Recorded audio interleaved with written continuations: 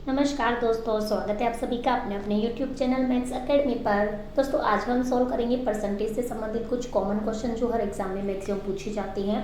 देखिएगा जैसे आपकी स्क्रीन पर शो हो रहा है कि एक विद्यालय के 200 विद्यार्थी हैं, उनमें से 80 छात्राएं हैं। हमें क्या क्या दिया हुआ है पहले तो ये देख लेते हैं कि हमें विद्यार्थियों की संख्या दी गई है कि 200 तो विद्यार्थी हैं और उसमें से छात्राएं कितनी हैं फ्रेंड्स, छात्राएं हैं उसमें से 80। तब हमें छात्राओं का प्रतिशत निकालना है। इस तरीके के ये बेसिक क्वेश्चन है, ठीक है। तो देखिएगा 200 में से मैं बात करूँ 200 में से कितनी है, 200 में से है 80 छात्राएं हैं। तो प्रतिशत निकालने के लिए मल्टीप्लाई कर देंगे 100। बस इतना सा आपको करना है। इसमें 2 जीरो से 2 जीरो कैंसिल आउट हो गई और ये 2 से कट जाएगा 80। कितनी टाइम कटेगा, 40 टाइम, ठीक है। तो इसका सही जवाब हो जाएगा 40% है छात्राओं का अनुपात। हम आपको एक बात और बता देते हैं, जैसे कि मैं मान लो मैं इस तरीके से पूछूं, मान लो अब कोई संख्या है m।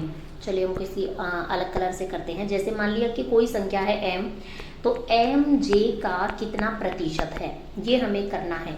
तो हम इसको किस तरीके से करते हैं, एम जे का, जिसके आगे का लगेगा वो नीचे आएगा, मतलब जिससे हम तुलना करते हैं वो हमेशा नीचे आता है।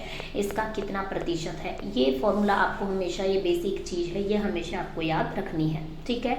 चलिएगा हम आगे बढ़ते हैं। इसी टाइप का एक और क्वेश्चन लेते हैं ताकि आपका थोड़ा सा और कन्फ्यूजन दूर हो सके। देखिएगा एक गांव की जनसंख्या है, कितनी है फ्रेंड्स, एक गांव की जनसंख्या है 12,000, जिसमें से महिलाओं की संख्या दी गई है हमें 7800, मतलब कि 7,800। तब हमें पुरुष की संख्या का प्रतिशत निकालना है। देखिएगा महिलाओं की संख्या है और कुल संख्या है, तो हम महिला का प्रतिशत तो निकाल सकते हैं। कैसे निकालेंगे, कुल हमारा है 12,000, कुल को हमेशा नीचे रखेंगे और निकालना है जिसका, कितने का निकालना है, हमें महिलाओं का निकालना है, तो महिलाओं का ऊपर रखेंगे मल्टीप्लाई बाई 100, ठीक है। इसको हम जब सॉल्व करेंगे तो देखिएगा 3 जीरो से 3 जीरो, 2 यहाँ की 1 यहाँ की चली गई और मैं 12 का इसमें भाग दूँ तो ये कट जाएगा 65 टाइम, मतलब कि 65% किसका हो गया है, महिलाओं का हो गया है। अब 100 में से जब 65 महिलाओं का है तो 35 किसका हो जाएगा, पुरुष का हो जाएगा, ठीक है। 100 में से हम 65 माइनस कर देंगे तो ये हो जाएगा हमारा पुरुष का प्रतिशत, जो कि हमसे क्वेश्चन में पूछा गया है, ठीक है। एक तो तरीका है ये। एक हम डायरेक्ट ही पुरुष वाला निकालें, वो हम किस तरीके से निकालेंगे, देखिएगा जैसे मान लो पुरुष की, मैं पहले कुल जनसंख्या दी गई है 12,000, जिसमें से महिलाओं की है 7800, तो मैं पहले पुरुष की संख्या निकाल लेती हूँ। 12,000 में से 7800 माइनस करके तो कितना आ जाएगा, 4200 आ जाएगा।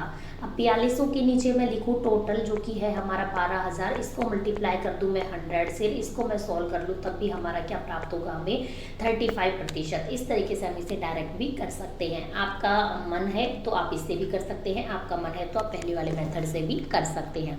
दोनों से ही सेम आंसर आएगा। चलिएगा आगे देखिएगा हमारा नेक्स्ट क्वेश्चन। देखिएगा हमारा एक संख्या का 24% है जो हमें 144 दिया गया है, तो वह संख्या क्या होगी, ठीक है। माना कि वो संख्या कितनी है, x है। आपको हमेशा ऐसे क्वेश्चन इस तरीके से कुछ मानकर कर लेते हैं। तो x का 24% हम कैसे निकालेंगे, 24% मतलब बटे 100 हो जाएगा, ठीक है।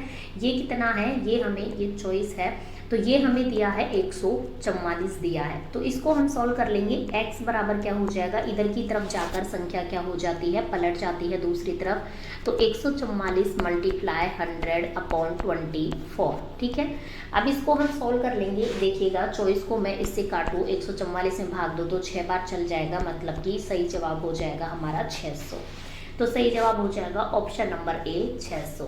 तो किसी संख्या का हमें दिया है कि इतना प्रतिशत इतना है, तो वो संख्या x मानकर हम डायरेक्ट इसको कर सकते हैं। चलेगा हम एक और इस टाइप का क्वेश्चन लाते हैं ताकि आप और अच्छे से हमारी बात समझ सके। देखिए थोड़ा सा अलग टाइप का है कि एक संख्या का 38% 95 है, उसी संख्या का 84% कितना होगा। देखिएगा मैं बात करूँ इसको डायरेक्ट सॉल्व करने की, आपको मतलब इसमें ज़्यादा टाइम वेस्ट नहीं करना है। आप बिल्कुल 1 मिनट में इसको कैसे कर सकते हैं देखते ही क्वेश्चन को। देखिएगा एक संख्या का 38% 95 है, ठीक है। तो 95 कितना है, देखिएगा 95 है हमारे एक संख्या का 38%, तो हमें उसका 84% निकालना है, तो मल्टीप्लाई कर देंगे हम 84 से। देन हम इसको सॉल्व कर लेंगे। देखिएगा मैं 2 के पहाड़े से काटूँ तो 2 एकम 2, 2 नाम 18, 2 चौका 8 और 2 दूनी 4, ठीक है। 19 को मैं इससे काट दूँ, 19 पंजो 95 हो जाएगा, और इसको मैं मल्टीप्लाई करूँ तो 5 दूनी 10 के 0 यहाँ से लगी 1, 5 चौक 20 और 1 21, मतलब कि 210 इसका सही जवाब हो जाएगा। ठीक है, तो इस तरीके से हम डायरेक्ट सॉल्व कर सकते हैं बिना टाइम वेस्ट किए हुए एग्जाम में। चलिए हम नेक्स्ट क्वेश्चन देखते हैं, थोड़ा सा अलग टाइप का, जो कि बहुत ही इंपॉर्टेंट है। देखिएगा, देखिएगा, एक परीक्षा में उत्तीर्ण होने के लिए 34% अंकों की आवश्यकता है। विनोद 28% अंक प्राप्त करता है और 27 अंकों से फेल हो जाता है, तो परीक्षा का पूर्णांक ज्ञात कीजिए। इस तरीके के क्वेश्चन आप कैसे सॉल्व करेंगे, बिल्कुल एग्जाम में बिल्कुल टेंशन नहीं लेनी है आपको। देखिएगा, सबसे पहले ऐसे क्वेश्चन में आप क्या करेंगे, एक लाइन ड्रॉ कर लेंगे, जिसमें शुरू का तो होता है 0% और लास्ट वाला हम मान लेते हैं 100%। ठीक है, यहाँ पर मान लिया मैंने, ये हो गया हमारा, कौन सा हो गया, देखिएगा, इसको मैं मान लूँ 34%, जो कि हमारा पास होने के लिए चाहिए। ये हो गया हमारा 34%, जो कि हमें पास होने के लिए चाहिए। लेकिन विनोद को कितना मिला है, इससे कम मिला है, मतलब कि 28% विनोद को मिला है और 27 अंकों से फेल हो जाता है। मतलब 28 और ये जो 34 है, इसके बीच का जो अंतर है वो कितना है, 27 है। अंकों के हिसाब से 27 अंकों से वो फेल हो गया। तो हम देखते हैं, देखिएगा, 27 किसके बराबर है, 27 है, 38 में से 34 में से 38 गए तो कितने, 6 के बराबर है, मल्टीप्लाई बाई 100। तो इस तरीके से हम मल्टीप्लाई 100 कर रहे हैं, इसका मतलब हम पूर्णांक निकाल रहे हैं। तो इसको हम जब सॉल्व करते हैं तो देखिएगा, 3 दूनी 6, 3 नाम 27, और मैं 2 को इससे काट दूँ 50 टाइम। ठीक है, अब मैं 9 को 50 से मल्टीप्लाई कर दूँ तो कितना आ जाता है हमारा, ये आ जाता है हमारा 400, जो कि हमारा क्या आ गया है, ये पूर्णांक 450, ये हमारा आ गया है पूर्णांक। ठीक है, लेकिन यदि आपसे मान लो एग्जाम में इस तरीके से पूछ लिया जाए कि मान लो उत्तीर्ण अंक कितने हैं, ये तो उत्तीर्ण प्रतिशत दिया है कि 34% पे पास हो रहा है बच्चा, लेकिन वो अंक कितने हैं जिस पर बच्चा पास होता है, तो उसको हम किस तरीके से निकालेंगे वो देखिएगा। 450 हमारा क्या आ गया, पूर्णांक आ गया। ठीक है, 450 पूर्णांक आ गया, तो 450 का 34% हम निकाल सकते हैं। ठीक है, तो 450 का 34% ही तो हमारा पूर्णांक है। इसको हम काटा पीटी करेंगे, तो काट पीट के हम सॉल्व करेंगे तो हमारा 153 इसमें क्या आ जाएगा फ्रेंड्स, पूर्णांक आ जाएगा। या फिर आप डायरेक्ट, चलिए मैं आपको एक तरीका और बताती हूँ जिससे आप इसे डायरेक्ट सॉल्व कर सकते हैं। देखिएगा, यदि मैं डायरेक्ट आपको बताऊँ तो देखिए, जैसे मैं बात करूं, जो हमारा 27 आ गया था और नीचे उसके बराबर कितना आ गया था, 6 आ गया था। ठीक है, 27 किसके बराबर है, 6 के बराबर है। ये हमने यहाँ तक सॉल्व कर लिया था। इसके बाद यदि मान लो मुझे पूर्णांक निकालने हैं तो मैं 100 से मल्टीप्लाई कर सकती हूँ।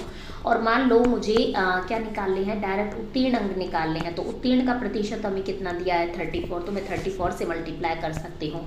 इसको मल्टीप्लाई करके सॉल्व करूँगी तब भी 153 आएगा, और इसको सॉल्व करूँगी तो क्या आएगा, 450 आएगा। फिर 450 का मैं 34% निकालूंगी तो 153 आ जाएगा। हम किसी भी तरीके से सॉल्व कर सकते हैं, लेकिन आपको बस ये याद रखना है कि जब भी आपको इस तरीके के क्वेश्चन दिए जाएं तो आपको पहले ये एक लाइन ड्रॉ करनी है। ठीक है, लाइन ड्रॉ करने से आपको काफ़ी हद तक चीज़ें समझ में आ जाएंगी, और फिर जैसे जैसे आपको क्वेश्चन में बोला जा रहा है वैसे वैसे आप इसमें डिनोट कीजिएगा, आपको बहुत अच्छे से चीज़ें समझ आ जाएंगी।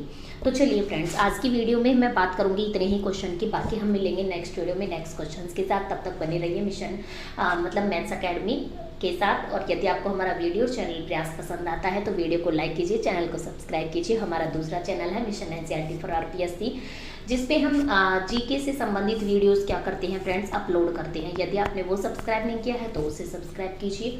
चलिए फ्रेंड्स, हम मिलते हैं नेक्स्ट वीडियो में। Tata bye bye.